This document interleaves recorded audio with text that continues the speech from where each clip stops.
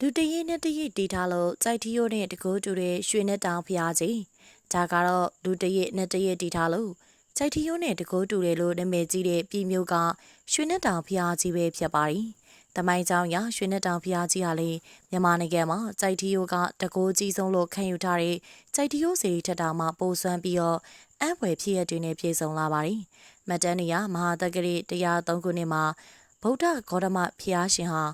ဒီဝါဂိရိတံကိုကြွချီပြီးတော့နှစ်သားတွင်ဖန်ဆင်းကတရားဟောခဲ့ပါရီ။အဲနောက်သာသနာထွန်းရှိစေဖို့အတွက်သူ့ရဲ့ကိုစားနေမီတာရွှေနှဲရုပ်ကြီးကိုထားခဲ့ပါသည်။ပရိသတ်အပေါင်းကလည်းကြီးညိုလာတဲ့အတွက်မြတ်စွာဘုရားရဲ့ကိုဝါရွှေနှဲရုပ်ကြီးကိုဏီကုန်းပြည်သူတို့ကအုပ်အင်္ဂလိတို့နဲ့ဖုံးအုပ်ကဇေဒီတီထားပြီးတော့ကိုးဝယ်ခဲ့ကြပါရီ။ရွှေအောင်တောက်ပနေတဲ့နှဲရုပ်ကြီးကိုထာပနာဇေဒီတီထားတာကြောင့်ရွှေနဲ့တောင်ဇေဒီတို့ခေါ်တွင်ခဲ့ပါရီ။ဇေဒီတော်ကြီးတီစင်ကာမှာလူပုဂ္ဂိုလ်တွေတနေ့ကုန်ကြည့်တဲ့ညံတော်ထက်နောက်တနေ့အောင်တက်ချိန်မှာဖိုးတွေ့ရတဲ့ညံတော်မှာပုံမြင့်နေရကြောင်းလူတရက်နဲ့တရက်တီးခဲ့တာကြောင့်သိရပါတယ်။အဲ့ဒီလိုနေ့ခါမှာလူတို့တေကြပြီးတော့ညကနတုတေကြတဲ့အဖြစ်ကိုဆွဲပြုပြီးတော့လူနဲ့နလီတရက်စီ